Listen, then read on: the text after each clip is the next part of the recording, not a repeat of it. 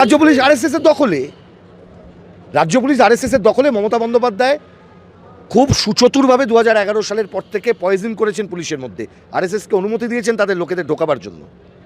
আপনি জানেন, খোঁজ নিন, কালকে ওই যে ছেলেটি যে মার খেয়েছে সেদিনকে ব্রিগেডে, গীতা পাটের আসরের ব্রিগেডে, সেই ছেলেটিকে বিকেলবেলা ময়দান থানায় ডাকা হয়েছিল। কেন ডাকা হয়েছিল খোঁজ নিন। মমতা ব্যানার্জির পুলিশ আজ পর্যন্ত গোটা বাংলায় এই মুহূর্তে মুসলমান কারা কারা অভিযুক্ত আছে তাদের তালিকা তৈরি করছে বিভিন্ন জায়গায়। তাহলে ওর যে বস আছে দিল্লিতে, নরেন্দ্র মোদীকে বোঝাতে সুবিধা হবে, দেখো আমি কত মুসলমান বিরোধী।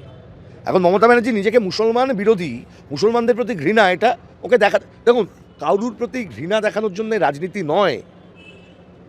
আপনি রাজনীতি করতে এসেছেন, আপনি মুখ্যমন্ত্রী হয়েছেন, 5 বছর কাজ করবেন, আর ভালো কাজ করলে আপনাকে মানুষ আবার জেতাবে, হারিয়ে দিলে চলে যাবেন, সিম্পল জিনিস।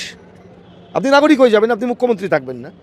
কিন্তু এই পরিস্থিতিটাকে কিছু লোক পার্মানেন্ট সেটেলমেন্ট করবার চেষ্টা করে চলেছেন, ধর্মীয় বিভাজনের রাজনীতিটাকে একেবারে আমাদের মধ্যে বসিয়ে দিয়ে।